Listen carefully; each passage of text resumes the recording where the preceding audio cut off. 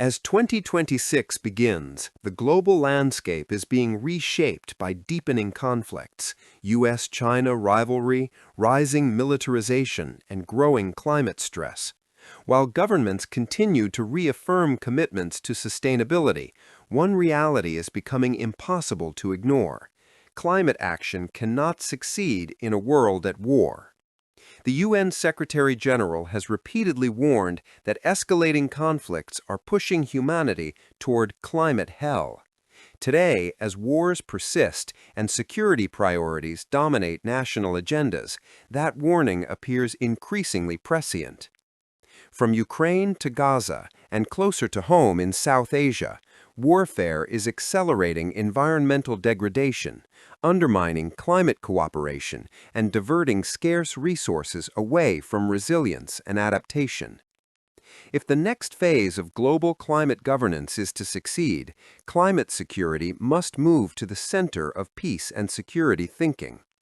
It is time to add geo-environment alongside geopolitics and geo-economics, recognizing that planetary health is now a core security concern. In contemporary conflicts, the environment has become silent collateral damage. The war in Ukraine offers a stark example. Over 3 years of fighting have released what many analysts describe as a carbon bomb. Estimates suggest that nearly 77 million tons of carbon dioxide were emitted in the first 18 months alone, with each additional month of conflict adding millions more through military operations, destroyed infrastructure, and burning cities.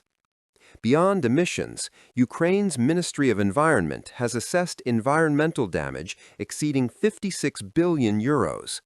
Across Europe, the war has also triggered a strategic shift, with most EU nations committing to raising defense spending toward 5% of GDP by 2035, signaling long-term militarization.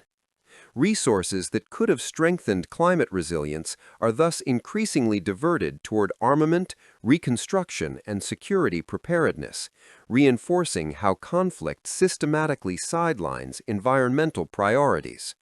The devastation in Gaza represents another environmental catastrophe layered upon human tragedy. Intense bombardment has destroyed water and sanitation systems, releasing untreated sewage into the soil and the Mediterranean Sea. Large areas of agricultural land have been rendered unusable, while much of Gaza's limited green cover has been lost. In the first 2 months alone, emissions linked to military operations exceeded the annual carbon footprint of many climate-vulnerable states. Rebuilding destroyed homes and infrastructure will add millions of tons of carbon dioxide. As a UN expert aptly observed, armed conflict is an irrational way to spend an already shrinking global carbon budget. South Asia offers a particularly troubling illustration of how climate and conflict are converging. The brief military escalation between India and Pakistan in May 2025 placed the Indus Waters Treaty under unprecedented strain, raising concerns about water being weaponized. Meanwhile, decades of military deployment in the glaciated Siachen region have contaminated ice and accelerated melting in what has long been described as the Glacier of War. 2 nuclear-armed neighbors continued to invest resources in confrontation on a melting battlefield, even as both face record heat waves, floods, and growing water scarcity. Climate risks do not respect borders. The Himalayan Karakoram region is shared geography and shared destiny. Kashmir remains the UN's oldest unresolved dispute, with political, military, diplomatic, and economic approaches repeatedly failing to deliver lasting peace. Perhaps viewing it through an environmental lens could offer a new entry point. In the face of climate change, the nations of the third pole will ultimately sink or swim together. Conflicts can no longer be analyzed in isolation from their environmental context. Geography and environment must be treated as fundamental components of security strategy, alongside political and economic considerations. Traditional geopolitics and geoeconomics have shaped global decision-making for decades, but the climate crisis demands that environmental security be elevated to the highest levels of foreign and security policy. What would a geo-environment-informed security approach look like? First, it would recognize climate action as an essential pillar of national and international security, not a peripheral or soft issue.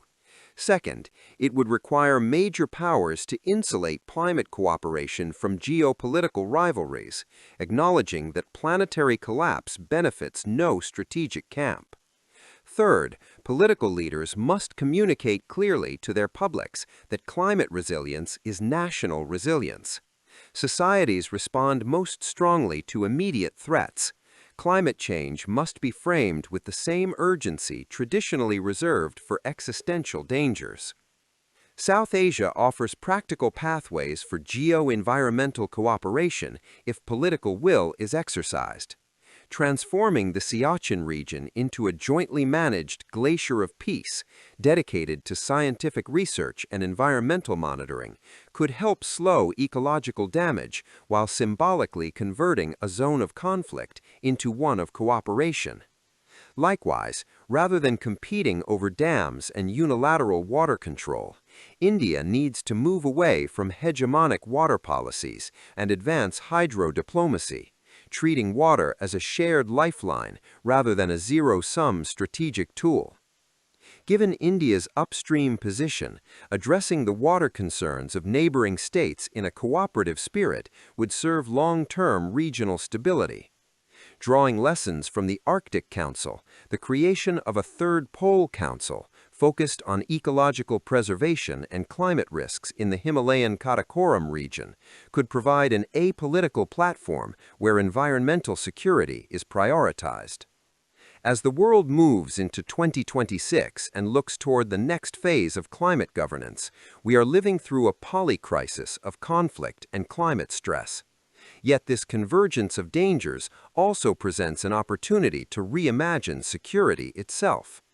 A durable peace cannot be built on a burning planet. Every major conflict today is also an environmental emergency, with consequences that will outlast ceasefires and treaties. Climate resilience and peace are two sides of the same coin. Protecting people ultimately requires protecting the planet. Moving beyond geopolitics and geoeconomics toward a geo-environment paradigm is no longer idealism, it is a strategic necessity. Future generations will judge our security choices not only by borders defended, but by whether we preserved a livable Earth.